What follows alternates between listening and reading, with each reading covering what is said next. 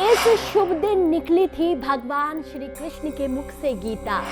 ठीक युद्ध से पहले कुरुक्षेत्र की भूमि पर श्री विष्णु के अवतार भगवान श्री कृष्ण ने दूर किए थे अर्जुन के सारे संशय। ये मोक्षदा एकादशी का दिन था और इसी दिन मनाई जाती है गीता जयंती, संसार का एकमात्र ग्रंथ जिसकी जयंती मनाए जाने का विधान है। कहा जाता है सनातन धर्म के इस महाग्रंथ को अब संसार मान चुका है। चीन इसे प्रॉब्लम सॉल्विंग मैनुअल मानकर अपने बच्चों को पढ़ा रहा है। यही नहीं, ब्रिटिश वैज्ञानिक कह रहे हैं कि भगवत गीता में वर्णित एक भी श्लोक संसार का कोई वैज्ञानिक नहीं काट सकता। यही नहीं, प्रेरणा के लिए भगवत गीता को नासा के वैज्ञानिक सुनीता विलियम्स अपने साथ अंतरिक्ष यात्रा पर ले जाते हैं। गर्व है हमें कि हमारे पास भगवत गीता का ज्ञान है। कहते हैं जब भगवान श्री कृष्ण ने भगवत गीता का ज्ञान दिया था तब कलयुग की शुरुआत हो गई थी।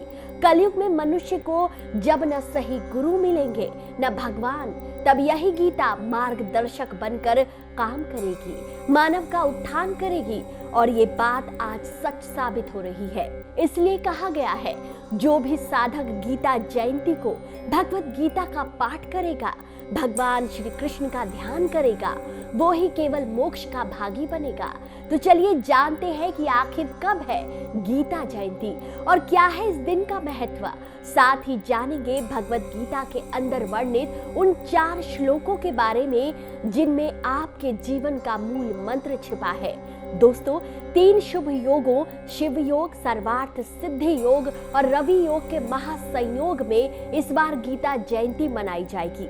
ये दिन अत्यंत शुभ और कल्याणकारी है क्योंकि इस दिन भगवान विष्णु को समर्पित मोक्षदा एकादशी भी है। मान्यता है इस दिन गीता पाठ करने वाले को सभी कष्टों से मुक्ति मिल जाती है। इन शुभ योगों में किया गया गीता का पाठ चमत्कारिक रूप से आपके सभी अधूरे कार्य पूर्ण कर देगा।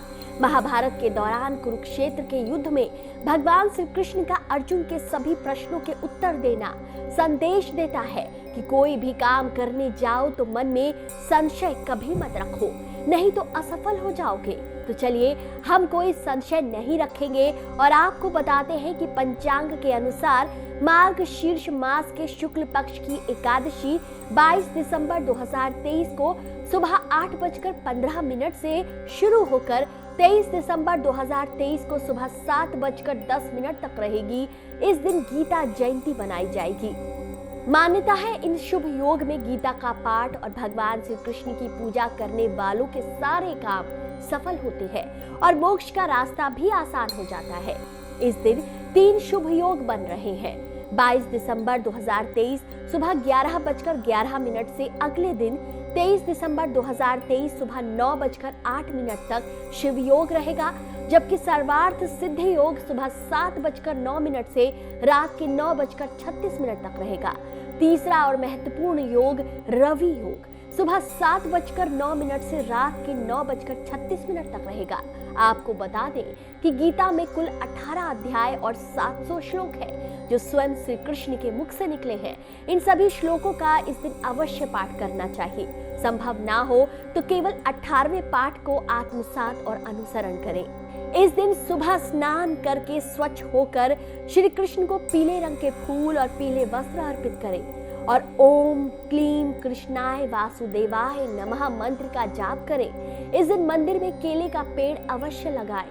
ऐसा करने से आपकी सभी आर्थिक और मानसिक परेशानियों का अंत होगा। चलिए अब सुनते हैं उन 4 श्लोकों के बारे में जिनमें जीवन का यथार्थ छिपा है। गीता का पहला श्लोक है कर्मण्येवाधिकारस्ते मां फलेषु कदाचन मां कर्म फल हेतु भू मारते संगोस्तु कर्मणि। भगवान श्री कृष्ण कहते हैं, हे अर्जुन, कर्म करना तुम्हारा अधिकार है, लेकिन फल की इच्छा रखना तुम्हारा अधिकार नहीं है, क्योंकि कर्म का फल देना भगवान का काम है।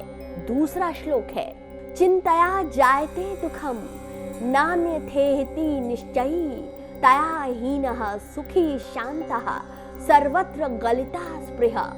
चिंता करने से ही इंसान को दुख मिलता है, इसलिए चिंता करने की बजाय चिंता की मूल समस्या का समाधान निकालना चाहिए।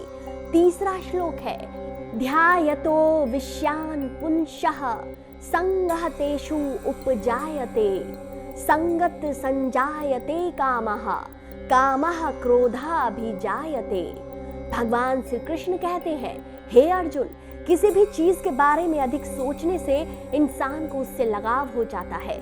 अधिक लगाव के कारण भौतिक इच्छा पूरी ना हो तो उदासी और क्रोध का सामना करना पड़ जाता है। अंतिम श्लोक है, जन्म कर्म च मे दिव्यमेवं यो वेति तत्वतः त्यक्त्वा देहं पुनर्जन्म नैति मामेति सोऽर्जुन। भगवान श्री कृष्ण कहते हैं, हे अर्जुन, मेरे जन्म और कर्म दिव्य अर्थात निर्मल और अलौकिक है। इस प्रकार जो मनुष्य तत्व से जान लेता है वह शरीर को त्याग कर फिर जन्म को प्राप्त नहीं होता किंतु मुझे ही प्राप्त होता है। तो मित्रों, गीता जयंती की आप सभी को ढेर सारी शुभकामनाएं। आप इस गीता जयंती क्या करने वाले हैं कमेंट करके अवश्य बताएं। कमेंट में जय श्री कृष्ण लिखना ना भूलें। वीडियो पसंद आया हो तो इसे जितना हो सके आगे तक शेयर कीजिए। चैनल पर नए हैं तो चैनल को लाइक और सब्सक्राइब जरूर कीजिए।